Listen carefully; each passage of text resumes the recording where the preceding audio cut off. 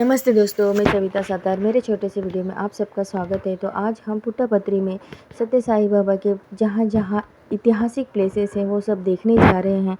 तो आप सब मेरे साथ चलिए पुट्टापत्री घूमते हैं। तो हम सबसे पहले ऑटो वाले से बात कर ली है। तो ऑटो वाले पहले हमें पैसे ज़्यादा बताते हैं, फिर हम उनसे बार्गेन करना पड़ता है। पर पर्सन 100 रुपीज़ दिया था हमने। ज़्यादा दूरी पर नहीं है, बस 2-3 मिनट की दूरी पर है। तो हम लोग आ गए थे सत्यम्मा देवालय में। तो यह बहुत पुराना मंदिर है, देवी श्री सत्यभामा मंदिर है। बाबा यहाँ आया करते थे। तो हम सबसे पहले यह मंदिर के दर्शन कर लिए। फिर यहाँ पे एक सामने छोटा सा कुआं है जो बहुत पुराना है।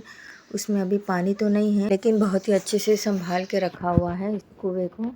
फिर थोड़ा आगे जाने के बाद हम इस मंदिर में आए थे। यहाँ पे और राधा कृष्ण का मंदिर है, शिवलिंग मंदिर है और नवग्रह का मंदिर है, हनुमान जी का मंदिर है और बहुत पुराने, कुछ सालों पुराने पेड़ भी यहाँ पे हैं।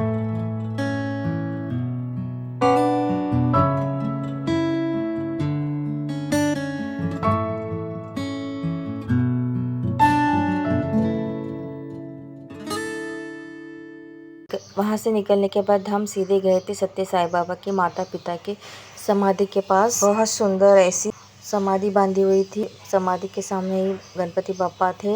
सत्य साई बाबा के माता पिता का समाधि यहाँ बांधी हुई है। बाबा के माता का नाम देवगिरी अम्मा था और पिता का नाम गंगा बवाड़िया था। उन दोनों की यहाँ समाधि बनी हुई है। सारे लोग बहुत शांति से यहाँ दर्शन कर लेते हैं। यहाँ से दर्शन करने के बाद हम चले गए थे म्यूजियम की ओर।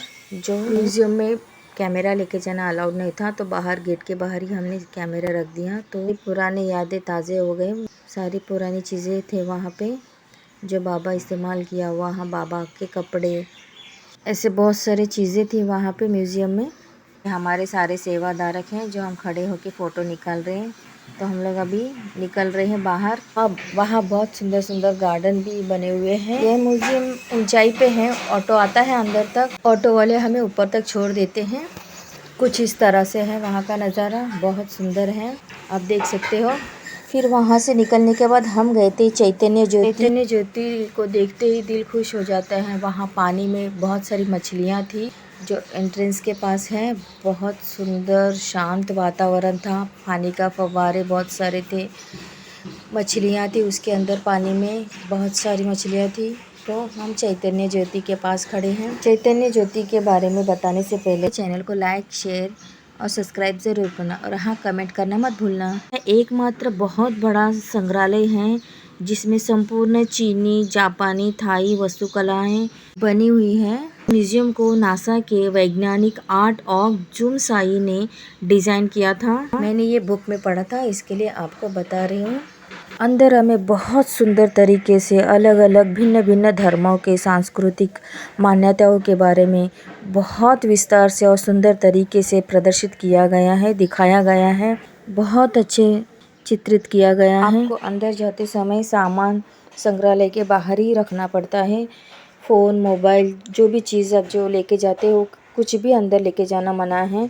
तो हम अंदर कुछ नहीं लेके जा सकते, सारा चीज़ बाहर सेवादारक के पास छोड़ना पड़ता है। तो आप लोग एक बार ज़रूर विज़िट करना पुट्टापत्री में। बहुत अच्छा सुंदर ये चैतन्य ज्योति है और बहुत सारी जगह हैं जो आप देख सकते हो।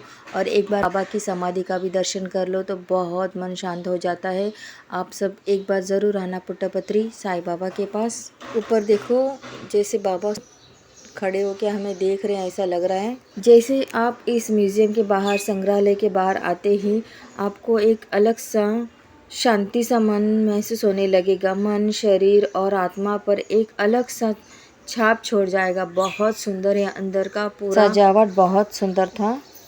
म्यूज़ियम के बाहर ये देखो, इतना बड़ा, बहुत बड़ा स्टेडियम है जो कि बैठ के देख सकते हैं सब लोग। ऐसा भी व्यवस्था किया हुआ है स्टेडियम में।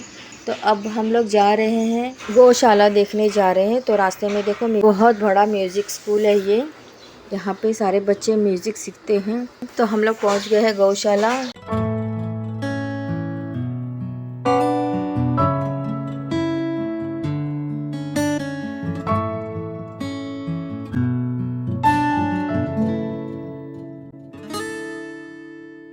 तो यहाँ गौओं के लिए चारा बना रहे हैं लोग।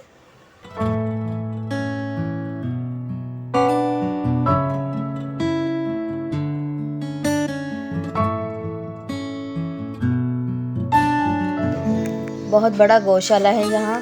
तो गौशाला हो और कृष्ण कन्हैया की मूर्ति ना हो ऐसा नहीं हो सकता। तो ये कृष्ण कन्हैया की मूर्ति है जो कि गौशाला में बनी हुई है। ये देखो हमारी सारी गौ माताएँ, बहुत सारी गौ माताएँ थी यहाँ पे।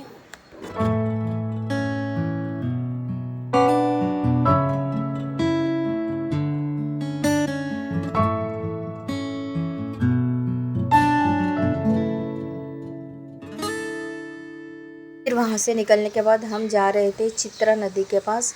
तो देखो वहाँ पंचमुख हनुमान है और ये रहा चित्रा नदी। चित्रा नदी को लग के ही पुट्टापत्री गांव है। तो ये रहा चित्रा नदी जो यहाँ पे है।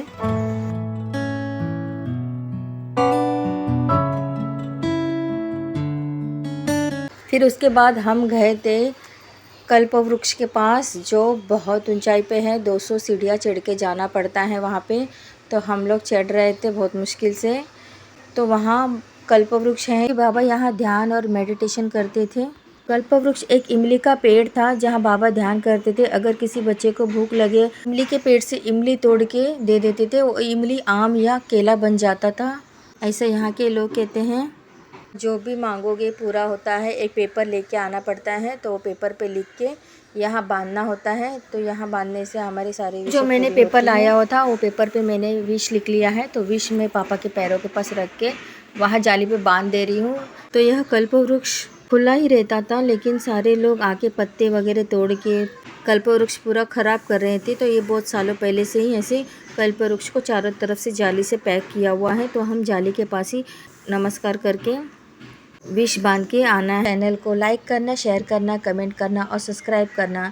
अगले व्लॉग में मैं क्या सेवा करी और हमारे सारे लोग क्या सेवा कर रहे थे वो सब आपको दिखाती हूँ। ऐसे साइड में सारी दुकानें लगी हुई थी कल्प वृक्ष के पास उतरते चढ़ते वक्त। नेक्स्ट व्लॉग ज़रूर देखना जो कि सारी सेवादारियों की है। हम लोग पहुँच गए प्रशांत निवास। नेक्स्ट व्लॉग ज़रूर देखना मेरा। तब तक के लिए बाय, साई राम। मेरे चैनल को लाइक, शेयर, कमेंट और सब्सक्राइब करना। तब तक के लिए सबको साई राम।